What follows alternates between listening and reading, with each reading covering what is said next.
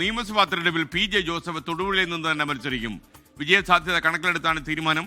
മുതിർന്ന നേതാക്കളൊക്കെ മത്സരരംഗത്ത് തുടരുമെന്നാണ് പി.ജെ. ജോസഫിന്റെ പാർട്ടിയുടെ നേതാക്കന്മാർ പറയുന്നത്. ആരോഗ്യ കാരണങ്ങളാൽ പി.ജെ. ജോസഫ് ഇത്തവണ തൊടുപുഴയിൽ മത്സരിക്കില്ല എന്ന തരത്തിലുള്ള പ്രചരണം വ്യാപകമായിരുന്നു. അതിനിടയിലാണ് നമ്മൾ അബു ജോൺ ജോസഫിന്റെ പ്രതികരണം തേടിയത്. എന്തായാലും ഇത്തവണയും പി.ജെ. ജോസഫ് തന്നെ മത്സരിക്കുമെന്നുള്ള സൂചനയാണ് അദ്ദേഹം നൽകുന്നത്. തൊടുപുഴയിൽ തന്നെ മത്സരിക്കുമെന്നുള്ളതാണ് അദ്ദേഹം പ്രധാനമായും പറയുന്നത്. തൊടുപുഴയുടെ എം.എൽ.എ. ആണ് നിലവിൽ പി.ജെ. ജോസഫ്.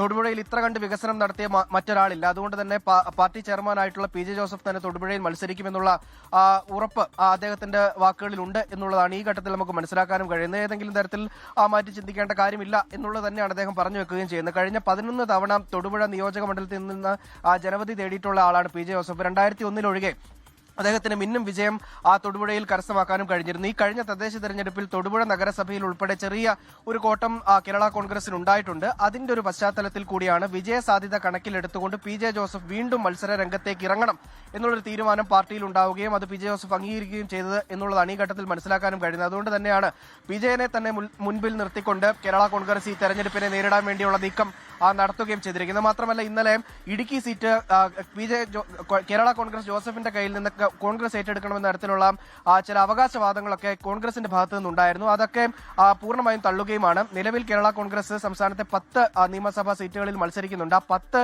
സീറ്റുകളിലും ഇത്തവണയും സ്ഥാനാർത്ഥികൾ ഉണ്ടാകും. ഏതെങ്കിലും സീറ്റുകൾ വെച്ചുമാറുന്നതോ അല്ലെങ്കിൽ വിട്ടുകൊടുക്കുന്നതുമായി ബന്ധപ്പെട്ട ഏതെങ്കിലും ചർച്ചകൾ നടന്നിട്ടില്ല.